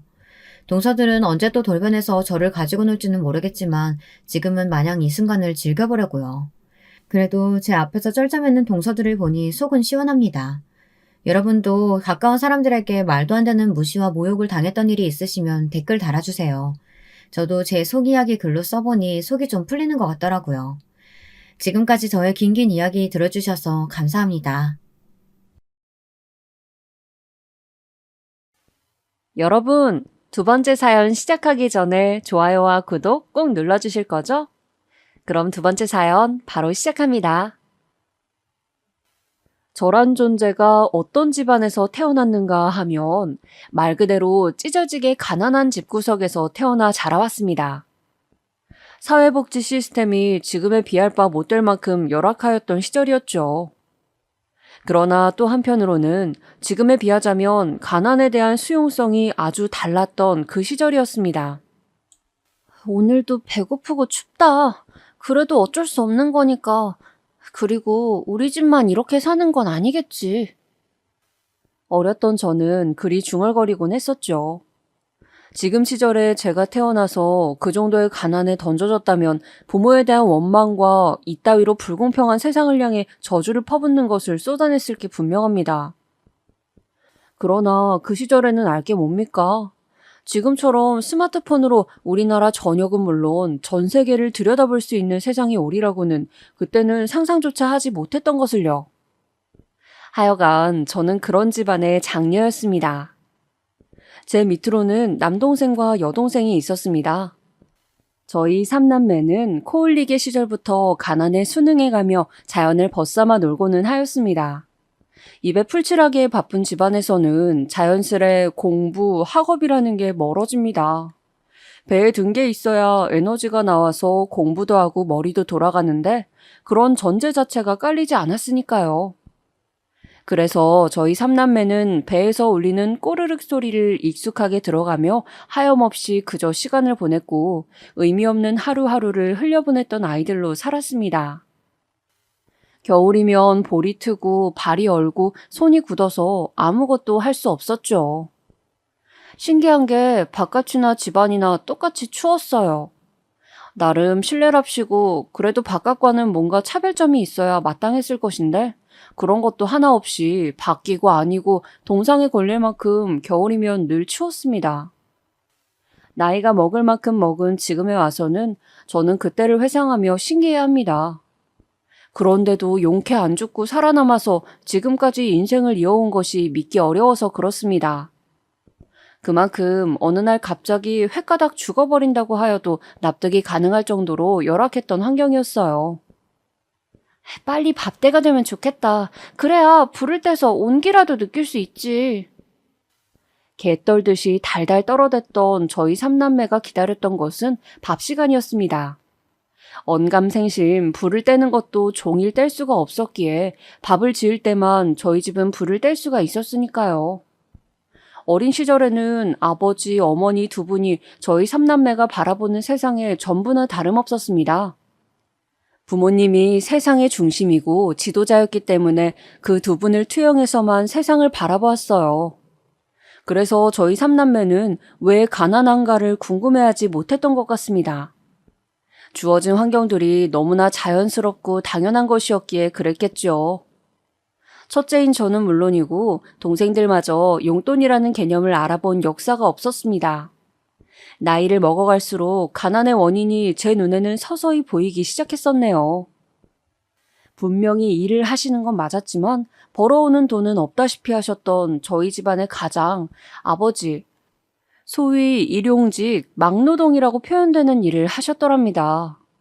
제가 알기로는 어딘가에 특별히 소속되어 있지도 않으셨습니다. 그러니까 일감이 어딘가에서 생기면 그걸 받아다가 일을 하셨고 그게 없을 때면 집에서 가만히 주무셨어요. 그렇게 주무실 때면 저희 삼남매를 향해 이런 잔소리를 꼭 날리시곤 하였죠. 안 그래도 좁은 집 구석에서 뛰어다니지 마라. 더 좁게 느껴진다. 그 소리를 듣고 나면 저희 삼남매는 조용히 발소리를 죽이며 집 밖으로 나가서 놀궁리를 하였습니다. 해진 신발들을 신고 있을 때면 방에서 크게 들려오던 아버지의 목소리. 밖에서 너무 멀리까지 뛰어가지 마라. 그래봤자 다리만 아프고 배가죽만 일찍 들러붙는다. 어차피 다 아는 풍경인데 뭐하러 그걸 보려고 멀리 나가겠어? 안 그러냐? 그 잔소리를 뒤로한 채 저희 삼남매는 밖에 나가서 시간을 보냈었죠. 집에 먹을 것이 궁하니 괜히 열심히 놀아서 배를 빨리 꺼뜨리지 말라던 아버지의 당부가 저는 나이가 들수록 못내 슬프고도 기이하게 느껴졌습니다. 아버지는 특히 한겨울에는 일감이 없어서 집에서만 계셨던 것 같아요. 그 드물게 들어오는 일감마저 끝내고 나면 같이 데리고 일을 하셨던 인부들에게 돈을 먼저 챙겨주셨기에 실상 아버지가 손에 쥐는 것은 정말로 얼마 되지 않았습니다. 정식으로 소속되어 있는 입장도 아니었으며 하청의 하청 수준이었기 때문에 돈이 제때 잘 들어오지도 않았죠. 중학교 때부터 맞이인 제가 철이 가장 먼저 들었습니다. 동급생들을 보면서 다른 세상을 간접적으로 체험하기도 하면서 제 안에서 견고하였던 좁디 좁은 세상의 벽에 금이 가기 시작했던 것입니다. 그리고 저희 가족에게 가장 희소식이자 날벼락이기도 하였던 것은 제가 공부머리가 있었다는 놀라운 사실이었습니다. 이상하다. 나는 2번만 배우고 나면 이 공식을 완전히 이해할 수가 있거든. 이 공식에 대해 처음 배우고 그 다음에 처음 풀어보고 이 2번을 거치고 나면 이제 이 공식에 대한 의문이 내 안에 남아있지 않아. 그런데 왜 다른 친구들은 나와 똑같이 배운 이 공식을 왜 연속해서 배우려고 드는 거지? 공부에 대한 각 잡힌 개념조차 없었던 저는 처음에는 그저 의문스럽고 혼란스럽기까지 하였습니다. 어째서 다른 친구들은 배우고 난 것을 또 배우고 또 배우고 그러면서 왜 문제를 틀리기까지 하는 것인지 그것이 너무 희한하게 보였거든요. 그런데 대다수가 그렇게 공부를 하며 과목마다 개념을 익히고 있다는 것을 알게 된 순간 저는 제가 극소수에 속하는 공부머리를 지녔음을 깨우치게 되었습니다. 가난한 걸 광고라도 하듯 어딘가 구질해 보이고 초라해 보이는 기운을 숨길 수 없었던 저를 주시하거나 응원해주는 선생님은 처음에 아무도 안 계셨습니다. 그러나 점차 저에게 관심들을 주기 시작하셨습니다. 너는 공부하는 재능이 애초에 타고났구나. 재능이요? 저에게 재능이란 것이 있다고요? 그럴 리가 없어요. 저희 식구들은 아무도 재능과 가까이 살지 않는걸요? 친가랑 외가 친척들도 제가 알기로는 전부 마찬가지예요. 그런데 어떻게 제가 재능 같은 걸 타고날 수가 있었겠어요? 선생님께서 무얼 착각하신 모양 같아요. 네가 그렇게 여긴다고 하여도 시험 답안지는 거짓말을 하지 않아. 오로지 순수한 결과물만을 내놓지. 우리 학급은 물론이고 전교에서도 너만큼 공부에 재능이 있는 학생은 내가 생각하기로는 아무도 없는 것 같구나. 제가 그 정도라고요? 아니에요, 선생님. 제가 전교 1등을 하는 것도 아니잖아요. 그렇지. 하지만 너는 전교 1등을 하는 친구보다 학습량이 상당히 뒤떨어지잖니. 이게 뭘 의미하는지 모르겠어? 너는 너보다 성적을 높게 받은 친구들보다 100분의 1 수준으로 공부를 하였음에도 거의 동등한 성적을 낸 거야. 이건 재능이 있다고 밖에는 볼 수가 없어. 내가 너희 부모님께 자세히 말씀을 드려봐야겠다. 구질한 집구석에서는 공부를 할 수 있는 공간마저 확보되지 않았거든요. 그래서 저는 공부를 학교에서만 하였습니다. 시험 기간에도 따로 시험 공부를 하지 못했고요. 그 사실에 주목한 선생님께서는 저희 어머니에게 제가 공부머리가 탁월하다는 사실을 알렸습니다. 앞으로 저를 집에서 적극적으로 지원해준다면 든든한 대들보가 될 것이 틀림없다는 호들갑과 한게 말이죠. 사리에 밟지 못하셨던 저희 어머니는 선생님의 그 말씀도 바로 알아듣지 못하셨습니다. 그래서 연신 고개를 양쪽으로 번갈아 갸웃거려가면서 끝내 반문을 하셨어요. 죄송하지만 선생님, 그게 대관절 무슨 말씀이시죠? 그래서 저희 딸이 뭘 어떻게 된다는 건가요? 청이 어머님, 그러니까 단적으로 말씀을 드리자면 만약에 댁에서 청이를 전적으로 물심양면으로 지원을 해주셔서 더욱 학업에 정진할 수 있도록 해주신다면 제가 장담하건대 청이는 공부로 성공을 해보일 것입니다. 그럴 수 있는 제목이에요. 성공을 공부로 한다고요? 그럴 수도 있나요? 당연하죠. 아니, 성공할 수 있는 길은 공부밖에 없습니다. 청이가 공부로 성공을 해보여서 가족들에게 큰 보답을 할 거라고요. 선생님께서 그렇게까지 말씀하시고 나서야 어머니는 모든 것을 이해하셨고 놀란 가슴을 쓸어내리며 학교를 빠져나가 집까지 터덜터덜 걸어가셨습니다. 걸어가시는 내내 머릿속은 온통 복잡했노라고 나중에 저에게 털어놓으셨죠. 이거 야단났네. 고등학교를 보낼 생각이 없었는데 이렇게 되면 영락없이 고등학교에 보내야 한다는 소리잖아. 어머니가 그토록 안절부절하셨던 건 애초에 저를 고등학교에 보내실 생각이 없었기 때문이었죠. 중학교 공부만 마치면 저로 하여금 돈을 벌게 할 작정이셨던 겁니다. 그리고 이건 순전히 저의 추측이지만 저를 고등학교에 보내지 않으시고 돈을 벌게 하신 다음 제 바로 밑 둘째인 남동생을 고등학교에 보내실 요량이었던 것 같아요. 셋째인 여동생은 그때 상황을 봐서 고등학교에 보내든지 말든지 하셨겠죠. 그런데 제가 중학교에 가서 스멀스멀 혼자 공부를 하기 시작하더니 급기야는 3학년 재학 중에 선생님들을 감복시키기까지 하였으니 이건 어머니로서는 청천벽력이었던 것입니다. 하지만 공부로 성공을 할 수 있다고 했잖아. 그런 얘기를 듣고도 고등학교를 안 보내기란 너무나도 마음이 찝찝하여서 견딜 수가 없어. 에라이, 내가 그냥 미친 척하고 애들 아빠를 설득해야겠구나. 어머니가 걱정하셨던 또 다른 이유는 아버지는 철석같이 제가 곧 돈을 벌러 나갈 것이라고 믿고 계셨기 때문에 고된 회유의 과정이 필요하였기 때문입니다. 부모님 두 분은 저의 문제로 서로에게 날을 세워가며 대립하고 계셨습니다. 정희가 내년부터 돈을 벌어올 줄 알고 내가 약간의 마음을 놓고 의지를 하고 있었건만. 뭐 고등학교? 기집애가 뭔 고등학교야? 못 들었어요? 애가 공부를 그렇게나 잘한다잖아. 청이만 공부로 성공하면 우리 집, 우리 식구들 이제 다 걱정 없이 살 수 있다는데 그거 듣고도 당신은 무시할 수 있어요? 두 분은 몇 날 며칠을 같은 주제로 두고 싸우셨기에 저뿐만 아니라 동생들도 어떤 이야기인지 다 알게 되었습니다. 왜냐하면 집구석이 너무나도 좁았기 때문에 방음이란 개념 자체가 없었거든요. 어느 날 서로에게 또 언성을 높이시다가 문득 저희 삼남매 쪽을 바라보신 아버지는 소주 한 병을 사오라는 심부름을 내리셨어요.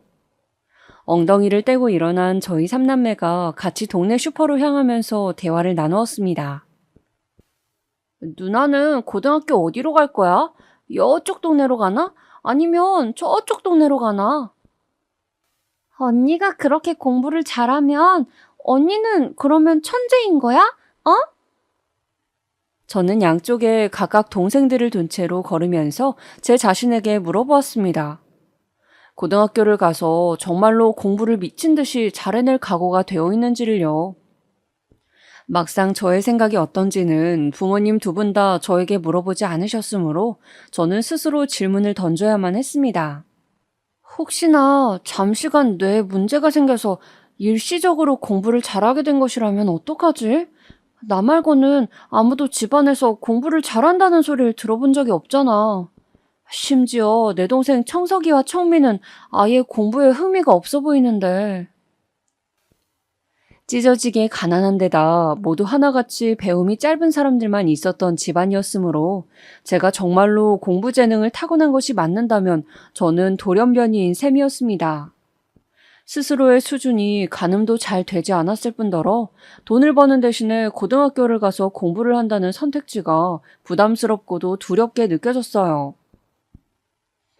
나도 잘 모르겠어. 하지만 난 어쨌거나 공부를 하는 게 즐겁고 설레는 것 같아. 배움이 늘어날 때마다 뿌듯하고 보람찬 기분이 들거든. 아마도 나는 어느 고등학교든 진학해서 내 공부 실력이 어떤 수준인지 직접 체험해보고 싶은 것 같아. 그럼에도 저는 마음속에서 우러나오는 솔직한 말을 제 동생들에게 꺼내 보였습니다. 말을 뱉고 나니까 가슴이 막 두근거리더라고요. 그 후로 며칠이 지났을 때 부모님은 저를 앞에 앉혀두시곤 고등학교에 진학하라는 말씀을 건네주셨습니다. 저는 믿을 수가 없어서 아버지 쪽을 빤히 쳐다보았죠. 그러나 헛되게 들은 것이 아니었고 아버지 또한 진심으로 저에게 고등학교 진학을 권유하고 계셨습니다. 그러면 저는 내년에 돈을 벌러 가지 않아도 되는 건가요? 그래. 내년까지는 우리가 어떻게든 버티고 다 함께 이를 악물면 견뎌낼 수 있을 것 같으니. 그러면 내후년에는요? 그때까지도 저희 가족이 버틸 수 있을까요? 내후년부터는 누군가 새롭게 돈을 벌어야겠지? 네? 아버지, 새롭게 돈을 벌다니 도대체 누가? 말끝을 흐리던 저는 아버지의 눈길을 받으며 불현듯 깨달음이 찾아왔습니다. 그 옆에서 어머니는 고개를 조금 떨구고 계셨죠. 설마 청석이는 고등학교에 가지 않을 작정인가요? 제 물음에 부모님 두 분 다 동일하게 대답이 없으셨습니다. 아, 그 순간에 저는 너무나도 놀라서 잠시 숨을 멈춰야만 했습니다. 왜냐하면 저희 남동생 청석이는 이토록 찢어지게 가난하고 못 배워먹은 집구석에서도 유일하게 대접받고 또한 대우받는 존재였기 때문입니다. 아버지는 청석이에게만은 술주정을 하지 않으셨으며 어머니는 맛있는 반찬이 모처럼 작은 밥상 위에 올라올 때면 청석이를 먼저 챙겨주고자 하셨습니다. 저는 청석이라면 이따위 허름한 집이라도 팔아서 고등학교를 보내줄 위인들이 바로 저희 부모님이라고 믿어 의심치 않으며 지내왔었습니다. 그러니 저는 충격에 사로잡혀서 말을 잃었죠. 상황에 압도당한 저에게 어머니가 넌지시 말씀을 주셨습니다. 엊그제 네 기특한 동생 청석이가 우리한테 살그머니 와서 그러더구나. 자기는 고등학교에 가지 않아도 좋으니 우선은 누나를 고등학교로 공부하도록 보내주었으면 한다고. 그러면서 자기는 공부에 흥미도 없고 재능도 없으니 중학교 공부를 마치는 대로 돈을 벌어서 집안 살림에 이바지를 하고 싶다며 그런 의견을 내왔단다. 철이 든 것은 저뿐만이 아니었나 봅니다. 그 말썽꾸러기 남동생이 없는 살림마저 자기가 다 독차지하고 부모님의 사랑을 독식하려고 들었던 그 욕심쟁이가 저를 위해서 그런 곰곰하고도 깊은 생각을 해냈다는 것이 진심으로 놀라웠습니다. 저는 부모님 앞에서 고등학교에 진학한 뒤에 대학교 공부까지 하고 싶은 것이 저의 진실된 속마음인 것을 그 순간에 처음으로 밝혔습니다. 기뻐하시는 것도 같았고 염려하시는 것도 같았습니다. 저라는 돌연변이는 두 분이 생전에 접해본 적이 없는 존재였기 때문이었지요. 부모님과 꽤나 긴 대화를 마친 저는 집 밖에서 외로이 서성거리고 있던 남동생에게 다가갔어요. 어쩌다 그런 결심을 내리게 되었는지 궁금해서였죠. 그러자 남동생이 저의 질문에 멋쩍게 손으로 머리를 벅벅 긁더니 배시시 웃었습니다. 누나는 공부를 하고 나서 보람이 들고 뿌듯하다며. 그 말을 듣고 나니까 누나가 공부를 계속하는 게 옳다고 생각이 들었을 뿐이야. 나는 공부가 늘 짜증스럽고 재미가 없거든. 이제 다 컸다고 그런 말을 하면서 쑥스러워하던 남동생. 그 앞에서 저의 눈시울이 붉어졌습니다. 3남매 중 고작 한 명이 고등학교에 진학하는 문제로 온 가족이 고심하며 시름시름 알아야 하는 집안의 이런 사정이 결코 바람직하거나 보편적이 아닌 것을 17살을 목전에 두고 있었던 저는 깨우친 뒤였기 때문입니다. 선생님께서는 분명히 공부를 하면 성공할 수 있다고 하셨다. 그분은 허투루 말씀을 하실 분이 결코 아니셔. 그렇다면 나는 앞으로 죽기 살기로 공부를 해내겠어. 반드시 성공을 해서 내가 우리 집안을 일으켜낼 거야. 계속해서 이런 삶의 굴레 안에서만 살게 두진 않겠어. 우리 집안은 조부모님도 모든 친척들도 다 궁핍하게 살고 있지. 그 윗대도 마찬가지라고 들었어. 학력으로 자랑할 수 있을 만한 이는 단 한 명도 없고 나는 이 지독한 굴레를 끊어내는 주인공이 되고 말 테야. 저는 그러한 각오를 다져냈고 이듬해 고등학교에 비로소 진학을 하였습니다. 그리고 저는 제가 진정으로 공부를 해내는 재능이 있다는 것을 증명해 보였습니다. 낯선 환경 속에서 새로운 공부를 시작했지만 그것을 익히는 것이 저에게 그다지 어렵지 않더군요. 그렇지만 이런 와중에 따라붙은 문제거리가 있었다면 우선은 저희 집안의 가장인 아버지셨습니다. 어떤 일을 계기로 급격하게 술에 빠져드셨어요. 그전에도 술을 즐기긴 하셨지만 이제는 차원이 달랐습니다. 저는 학교를 마치고 집에 돌아가면 보이는 풍경에 늘 참담함을 느껴야 했습니다. 저보다 어린 동생들이 느끼는 공포와 무력감은 말도 못하는 수준이었겠죠. 그런 상황에서 어머니는 더욱 단단해지시기보단 자포자기하는 길을 택하셨습니다. 평생에 걸쳐 힘겹게 살아오셨던 어머니는 정신적으로 한계를 지니고 계셨던 것 같아요. 공장 일을 나가시는 때를 제외하면 말씀을 한마디도 하지 않으셨습니다. 그 앞에서 제 여동생이 운 적도 있었습니다만 어머니는 조용히 고개를 돌려서 당신의 막내딸이 우는 모습을 외면하셨어요. 어머니는 그렇게 점점 소통의 단절을 이어가시며 스스로 마음의 문을 닫아가셨습니다. 고등학교에 진학하고 맞이한 처음 1년은 그리하여 혼돈으로 점철된 채 끝을 맺었습니다. 그리고 남동생이 공장에 나가서 돈을 벌기 시작하였어요. 만약 이때 남동생이 돈을 벌지 않았더라면 저희 가족은 그것으로 끝이었을지도 모릅니다. 아버지는 더 이상 경제활동을 하지 않으시는 수준에 이르렀고 어머니는 제법 성실하게 공장에서 일을 하셨던 과거를 뒤로하신 채 훨씬 더 작아진 급여만 받아오고 계셨으니까요. 어머니의 상태가 안 좋아지자마자 공장에서 이때다 싶어서 처우를 안 좋게 내렸던 것입니다. 남동생이 난생 처음으로 노동의 대가를 받아온 금액은 아주 작았습니다. 문제집 한 권도 살 수 없는 처지인 것은 익숙한데 이러다가 필기구마저 새로 못 사겠구나. 앞으로는 비가 오지 않을 때면 무조건 걸어 다녀야겠다. 저는 그 먼 통학거리를 걸어 다니기 시작했습니다. 운이 좋은 날이면 이웃집 아저씨께서 빌려주신 자전거를 타기도 하였습니다. 먼 거리를 매일같이 걸어 다녔더니 금세 피로가 쌓이더군요. 게다가 저는 풍족한 영양 공급을 받지 못하고 있었으니 체력이 바닥나고 공부에도 지장이 생긴 것은 당연하였습니다. 그러나 동생들에게는 일절 이런 부분을 말하지 못하였고 자습을 위해 일찍 나가고 늦게 들어온다는 핑계를 대었어요. 그러던 어느 날 더위가 가신 줄 알았건만 얄팍한 착각을 하고 말았던 늦여름이었습니다. 날씨 때문에 완전히 체력이 바닥났었나 봐요. 저는 집으로 귀가하던 길에 정신을 잃고 쓰러졌습니다. 어이 학생, 정신을 좀 차려봐. 어째 이런 데서 엎어져 있어? 괜찮은 거야?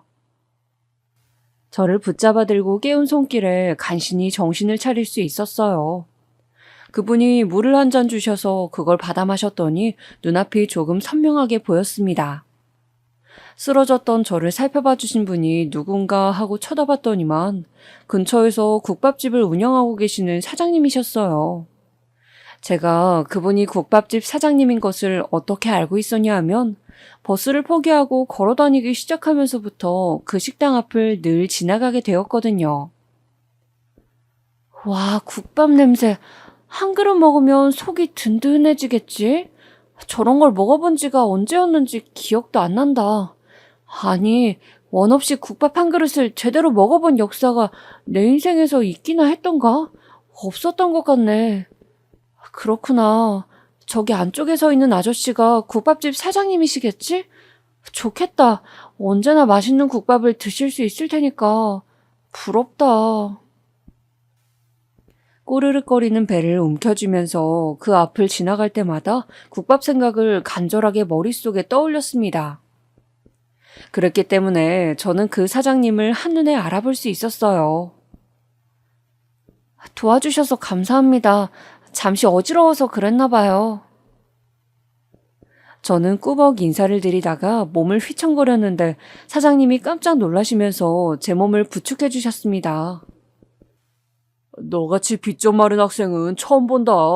교복을 보니까 바로 여기 근처의 학생이잖아. 지금 집으로 가는 거니? 사장님의 물음에 저는 힘없이 고개만 끄덕거렸어요. 조용히 돌아설 작정이었는데 갑자기 사장님이 상상하지도 못한 선의를 베풀어 오셨습니다. 밥은 먹었니? 이 시간까지 설마 굶진 않았겠지만 널 보니까 그 설마 하는 일이 진짜로 일어났을 수도 있겠다 싶구나. 국밥 한 그릇 먹고 가라. 아저씨가 한턱 내줄게. 저는 당황한 채로 사장님의 손에 이끌려서 국밥집으로 들어갔습니다. 주방 아주머니가 저랑 사장님을 번갈아 쳐다보면서 눈을 휘둥그레 뜨시더라고요. 뭐해? 한 그릇 얼른 말아봐. 뜨끈하게. 여기 학생이 배고파서 돌아가시겠단다. 사장님이 큰 소리로 외치니까 주방 아주머니가 고개를 절레절레 하더니 금세 국밥을 준비하시더군요. 작은 국밥집의 내부는 그 당시에도 생각하였지만 무척 정감이 깊은 분위기를 띠고 있었습니다. 낮은 천장에 은은한 조명, 조금은 허름한 느낌이 드는 인테리어였지만 식기며 각종 집기들은 아주 깨끗하게 관리가 되고 있는 것이 바로 보였습니다. 이윽고 국밥 한 그릇이 제 앞에 놓여졌습니다. 저는 간신히 잘 먹겠다는 인사를 남긴 채 허겁지겁 국밥을 퍼먹기 시작했어요. 어허, 그러다가 입안이 다 헐겠어. 이미 다 뒤었겠구만. 저의 그런 모습을 보신 사장님이 물을 가져오시면서 제 맞은편에 앉으셨어요. 저는 그 말씀을 듣고 나서야 제 입안이 무척 뜨겁다는 사실을 알았습니다. 뜨거운 국물 때문에 입천장이 까졌다는 것은 몇 시간이 지나고 깨달았죠. 죄송해요. 너무 맛있어서 그만. 너무 배고파서 그런 건 아니고? 사장님의 질문에 저는 입안보다도 제 귓가가 더 뜨거워지는 것을 느꼈습니다. 부끄럽고 창피하더라고요. 그럼에도 허기를 양껏 채울 수 있는 이 기회가 너무 소중해서 저는 다시 수저에 힘을 주고 국밥을 먹었습니다. 내 동생들도 지금 같이 먹을 수 있다면 좋았을 텐데 나만 먹어서 미안하네. 저는 동생들 생각이 나서 국밥을 먹는 동안 코를 훌쩍였습니다. 저희 삼남매는 외식이라는 걸 해본 일이 없었어요.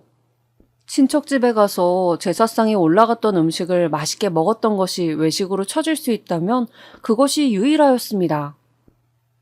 사장님은 제가 사는 동네를 물어보셨는데 저는 대답을 망설이다가 솔직하게 답을 드렸어요.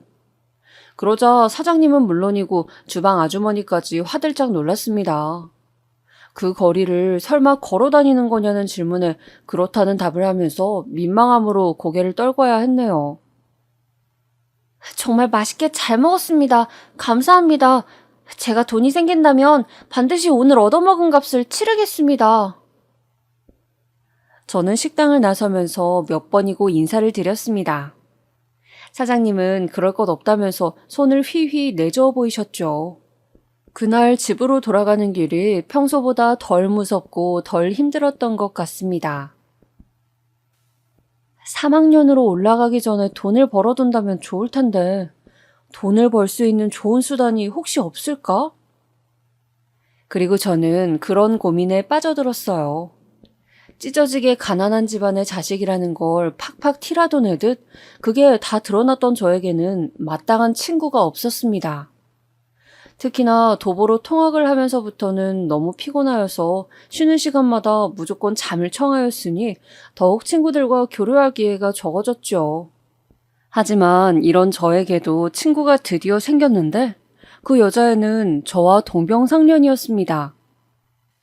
청이야, 너는 그래도 괜찮은 거야.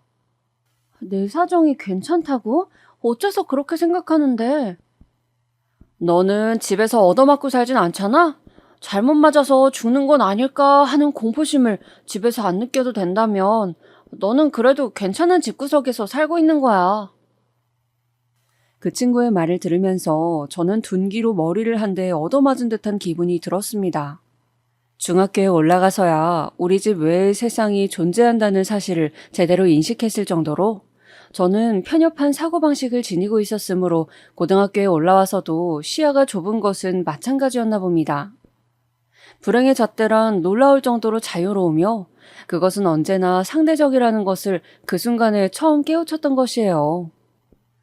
얻어 터지고 기절했다가 자기가 흘린 코피 때문에 숨이 막혀서 정신을 차린 경험이 없다면 너는 화목한 가정에서 살고 있는 거라고 할 수 있지. 게다가 너는 똑똑하잖아? 네가 전교에서 10등 안에 드는 괴물은 아니지만 그 괴물들보다 훨씬 공부를 덜 하는 데다가 조건이 후달리는 것을 나는 알고 있어. 그러니까 네가 사실은 가장 똑똑한 애라는 거겠지. 너는 누군가의 입장에서는 굉장히 행복한 조건을 갖추고 있을 수도 있다고. 그때 저는 한 번의 탈피를 하였다고 생각합니다. 그 친구의 얘기에 저는 사고방식의 변화가 확 일어났던 것 같아요. 저도 모르게 가난에 찌든 그 친구의 팔을 붙잡으며 간절하게 물었습니다. 100원이라도 좋아. 내가 지금 이 환경에서 돈을 벌 수 있는 일이 있을까? 뭐든 안다면 알려줘. 부탁이야. 꽤나 골몰하면서 고민하던 그 친구는 이내 한 가지를 떠올려냈습니다. 너 등하굣길에 껌을 팔아보는 건 어때?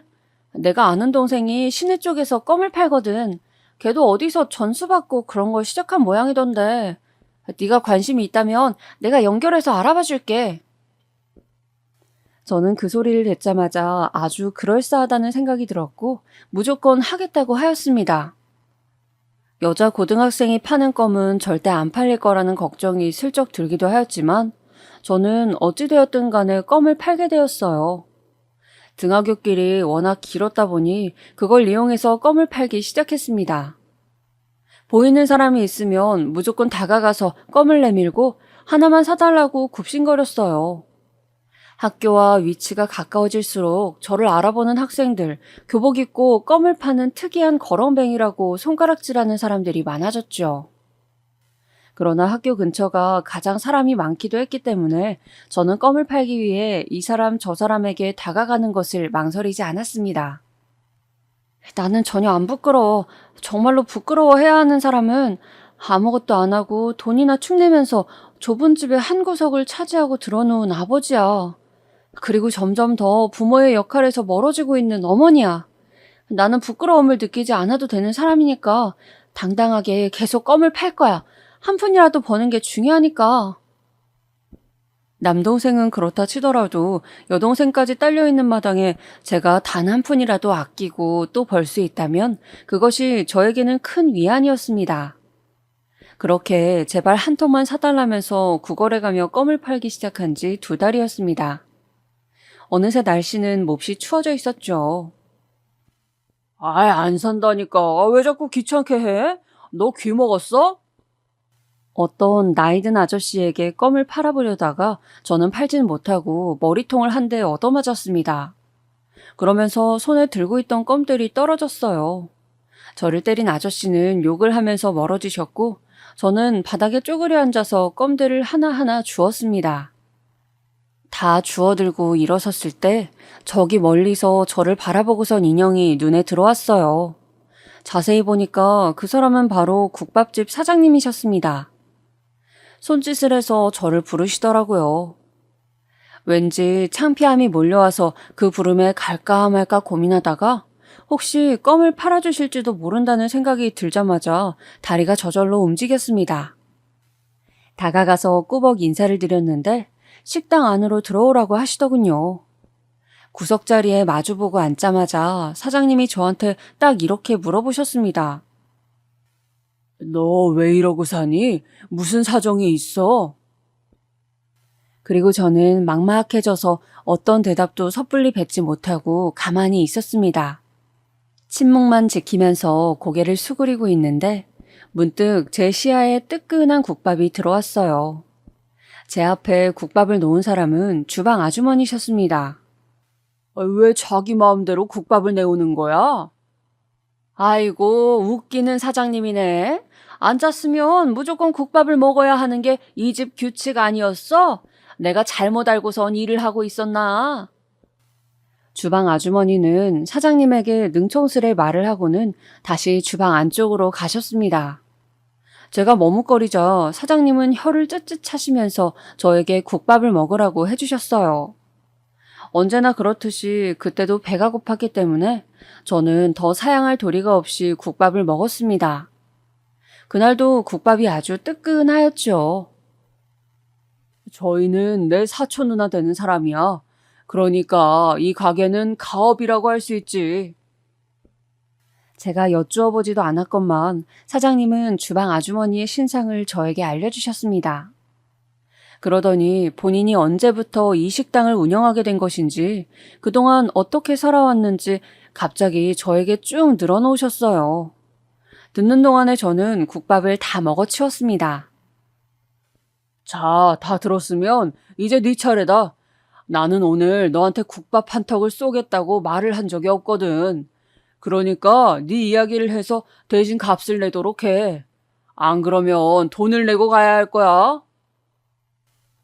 사장님은 짐진 무서운 표정을 지어 보이셨지만 그건 하나도 위협적이지 않았습니다.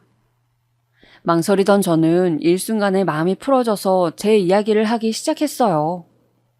사장님은 제가 공부를 잘한다는 대목을 들으실 땐 놀란 얼굴이 되셨죠. 하지만 이런 상황에서는 솔직하게 대학을 간다고 해도 그 돈이 감당이 될 수 있을지 모르겠어요. 아무래도 어렵겠죠? 고등학교를 제대로 끝마칠 수 있을지 없을지도 저는 미지수인걸요. 제가 초연하게 말을 맺었을 때 사장님은 아주 진지한 눈빛으로 저를 바라보고 계셨습니다. 그러면서 저를 보면 예전에 열병으로 세상을 떠난 본인의 여동생이 생각난다고 하셨어요. 아주 똘똘했었기에 그때 일찍 세상만 뜨지 않았어도 분명히 공부를 잘하는 학생이 되었을 거라고 본인은 믿고 계신다고도 덧붙이셨죠.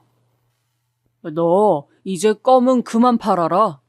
네가 학교를 다니고 공부를 하는 이상 내가 네 학비는 지원해주마. 사장님이 아무렇지도 않게 꺼내신 그 발언에 저는 너무 놀라서 딸꾹질까지 튀어나갔습니다. 혹시 농담으로 그러신 건가 싶어서 유심히 눈치를 살폈지만 사장님은 진심이셨어요. 길에서 쓰러져 있었던 제가 어느 순간부터 껌을 팔기 시작하는 걸 발견하시고는 내내 신경이 쓰이셨다고 하시면서 저에게 학비를 꼭 지원해주고 싶다고 거듭 말씀을 해오셨습니다. 하지만 저는 드릴 수 있는 게 없는걸요. 이건 사장님께 수지타산이 맞지 않은 일이에요. 예끼, 공부 좀 한답시고 이런 상황에서 수지타산을 운우네? 그럴 거면 나한테서 국밥 얻어먹었을 때도 그 이야기를 하던가. 거참 얍삽하구만. 호탕하게 웃어 보이신 사장님께서는 저에게 앞으로 학비 걱정일랑 하지 말고 성실하게 학교나 다니라고 말씀해 주셨습니다. 그리고는 저에게 1,000원을 주셨어요. 영문을 몰라서 그걸 받아들고 사장님을 바라본 순간 저는 들려온 다음 말에 눈물을 주르르 흘리고 말았습니다. 갈 때 버스 타고 집에 들어가라. 이제 해 떨어지면 엄청 춥다 이 녀석아. 깜깜해서 앞도 안 보여. 저는 사장님을 향해 그리고 주방 안쪽에 앉아 계신 아주머니를 향해 허리를 숙여 인사를 드렸습니다. 나는 정말 행운이 넘치는 사람이구나. 내가 뭘 잘했다고 이토록 훌륭한 어른을 만날 수 있었을까? 그날 버스를 타고 집에 가는 동안 저는 히끗거리면서 내내 눈물을 삼켜냈습니다. 감동으로, 감사함으로 울어본 적은 그때가 평생에서 처음 있는 일이었습니다. 눈물을 한바탕 계속해서 쏟아내면서도 마음속으로는 따뜻한 기운이 퍼져나갔죠. 가난에 허덕이며 능력이 부족한 부모님 밑에서 살아오며 저는 대가 없이 주어지는 돈은 존재할 수 없는 허상이라고 여겼었더랬죠. 하지만 국밥집 사장님은 본인의 말을 굳건히 지키심으로 저에게 이런 이야기가 존재하는 세상도 있다는 것을 알려주셨습니다. 어느새 술독에 푹 빠져버린 아버지. 난데없이 불교에 빠지셨던 것인지 매일같이 절에 찾아가 몇 시간이고 불상 앞에서 기도를 드리시는 것도 모자라 없던 돈마저 자꾸만 절에 갖다 바치려고 혈안이셨던 어머니. 그 단편만 보자면 저희 가족에게는 꿈도 희망도 없었습니다. 그러나 저는 외로이 공장 일을 하던 제 남동생의 손을 붙잡으며 누나가 나중에 너 호강시켜줄 거야 라는 말을 감히 내뱉음으로써 남동생이 미래를 바라보며 견디게 하였습니다. 또한 방황하던 여동생에게 긍정적인 미래를 약속하면서 엇나가지 않도록 애를 썼습니다. 그래서 제 동생들은 그 집구석에서도 잠에 들면 입가에 미소를 그려내었어요. 꿈속에서는 이 지독한 현실이 모두 날아간 밝은 미래를 그리고 있었으니까요. 저는 국밥집 사장님의 지원하에 고등학교 과정을 무사히 끝마칠 수 있었고, 무려 서울에 있는 대학에 합격하였으며 그것도 모자라서 의대생이 되었습니다. 아버지가 술 외의 것에 관심을 가진 건 오랜만이었어요. 내 딸이 그렇게나 똑똑했다고? 믿어지지 않는다는 아버지의 얼굴에는 형용할 수 없는 복잡한 감정들이 뒤섞여 있었습니다. 흐린 눈으로 입을 다물고 있었던 어머니에게 생기가 돈 것도 정말 오랜만이었고요. 네가 해냈구나. 나는 진짜로 네가 해낼 줄은 몰랐어. 너를 공장에 보낼 것을 괜히 고등학교에 보냈다고 나는 내내 후회하고 있었는데. 어머니는 꺼이꺼이 울음을 터뜨리셨고 그 울음은 온 가족에게로 전염이 돼서 5식구가 한데 모여서 그날 실컷 울었습니다. 저희 가족은 죽이 되든 밥이 되든 이제 서울로 가야 한다는 결정을 내렸어요. 오래도록 살았던 경기도 변두리의 동네를 떠나는 순간이었습니다. 저에게 이미 대학에 입학해서 당장 먹고 살 수 있는 금액을 내어주셨던 국밥집 사장님을 저는 찾아뵈었죠. 저의 대학 합격 소식에 눈물을 훔치셨던 사장님은 제가 서울로 떠나기 전에 그 앞에서 저를 올리던 순간에 다시 눈물을 보이셨습니다. 내가 누누이 말했던 거 지금 또 말하는데 괜히 갚을 생각 마라.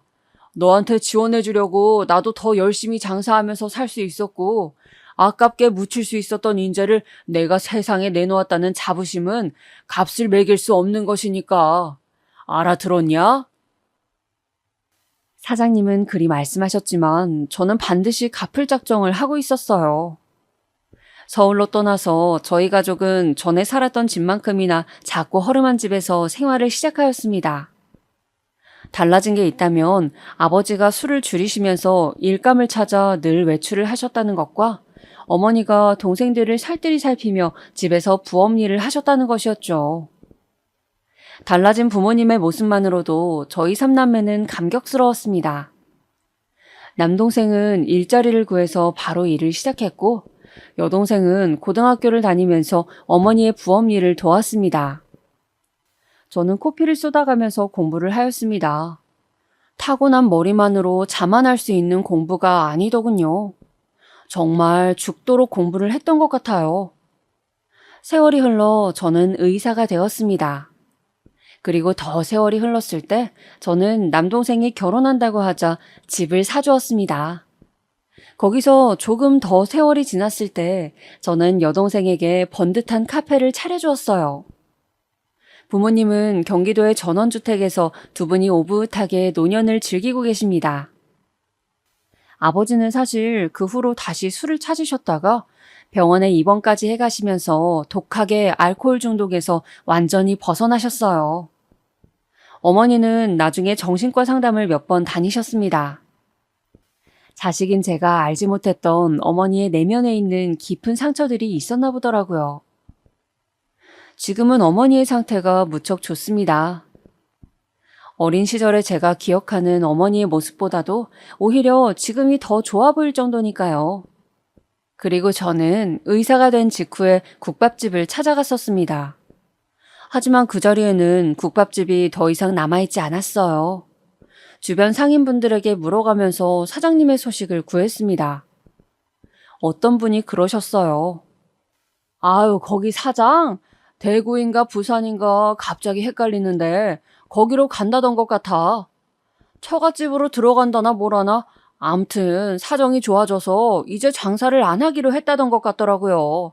잘 되었지 뭐. 그 말씀을 듣고 안심이 되었어요. 살다 보면 다시 뵐 수 있을 거라고 여기면서 발길을 돌렸더랬습니다. 의사로서 경력을 쌓아가면서 그 순간순간마다 저는 국밥집 사장님이 떠오르곤 하였어요. 저에게는, 저희 가족에게는 엄청난 은인이셨으니까요. 그래서 어느 날 이러면 안 되는 걸 알면서도 흥신소마다 찾아다니면서 사장님의 현황을 알아내줄 곳이 있는지를 문의를 하였습니다. 제가 아는 사장님의 정보가 빈약해서 어려운 모양이었어요. 그러다가 어느 날 드디어 사장님의 현황을 알게 되었는데 국내에 안 계시단 소식이었습니다. 일본으로 떠나셔서는 그곳에 정착하신 모양이라는 이야기를 듣고 맥이 빠졌었네요. 그래도 사장님이 건강히 또 행복하게 잘 계신 거라면 다행이라고 여겼습니다. 이때로부터 세월이 꽤 흘러서 제가 의료봉사를 나갔던 어느 날이었습니다. 예정된 날에 비가 온다 그래서 무산될 줄 알았는데 당일이 되니까 햇빛이 쨍하더군요. 쪽방촌에 기거하시는 주민분들을 대상으로 의료봉사를 하고 있던 와중에 어떤 노인분께서 제가 있는 쪽으로 오시더니 대뜸 이렇게 말씀을 하시는 겁니다. 저기 대단히 죄송합니다마는 제가 선생님께 부탁 한 가지 드려도 될까요? 저는 그분께서 굉장히 점잖은 말투를 구사하신다고 느끼면서 고개를 끄덕여 드렸습니다. 아, 네 어르신, 어떤 것 때문에 그러세요? 미소를 지으며 그렇게 말씀을 드린 순간 저는 갑자기 정색을 해야만 했습니다. 웃음이 싹 거친 저의 얼굴을 바라보고 있는 그 할아버지의 모습에서 엄청난 기시감이 느껴졌기 때문이에요. 저는 이성이란 녀석을 이긴 본능이 제 입술을 멋대로 움직이는 체험을 하였습니다. 사장님? 혹시 국밥집 사장님이세요? 저도 모르게 튀어나간 질문에 대고 그 할아버지께서 눈을 동그랗게 뜨셨어요. 얼굴에서 선한 기풍이 흐르는 그 특유의 인상이며 인매, 제가 아는 그 국밥집 사장님과 너무나도 흡사하였습니다. 깜짝 놀라서 당황하시던 할아버지는 이윽고 천천히 입을 떼셨습니다. 의사? 잠깐만, 그렇다면 설마 청이는 아니겠지?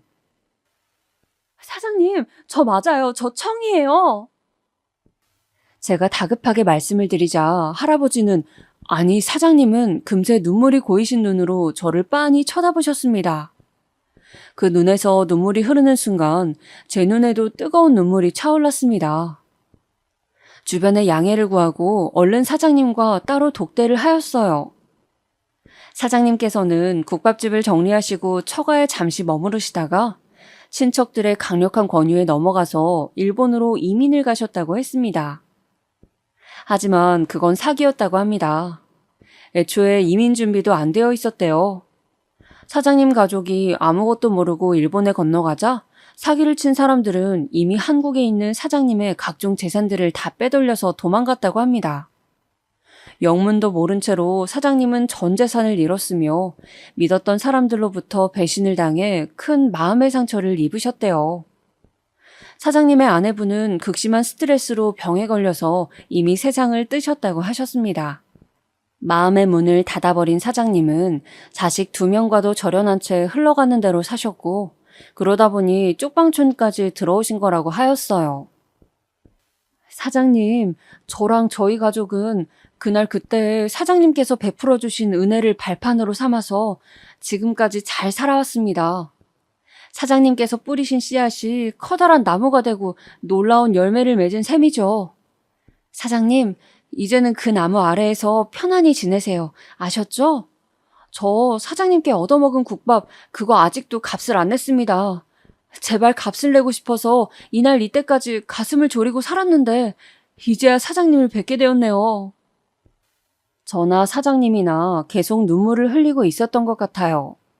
저는 사장님을 모시고 우선 부모님의 댁으로 향했습니다. 저희 부모님은 사장님을 환대하시면서 우선 절부터 올리셨어요. 드디어 은인을 제대로 뵙게 되었다면서 감격하셨죠. 서울과 가까운 데다가 자연이 아름다운 그 동네에서 사장님도 정착하시도록 제가 집을 마련해드렸습니다. 네가 이 정도까지 성공했단 말이야? 사장님, 뭘 놀라고 그러세요? 저 그냥 의사 아니에요.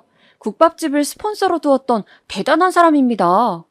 그랬던 제가 보통 수준으로 버는 의사가 될 거라고 설마 여기셨던 건 아니죠? 제가 너스레를 떠니까 사장님께서 웃음을 터뜨리셨어요. 아, 그제서야 제가 아는 국밥집 사장님다워 보였습니다. 저희 가족의 설득에 따라 용기를 내신 사장님께서는 자식분들께 연락을 하셨어요. 그리고 또 한 번의 감동적인 상봉이 일어났죠. 그 모습을 보면서 저희 가족도 무척 뿌듯함을 느꼈답니다.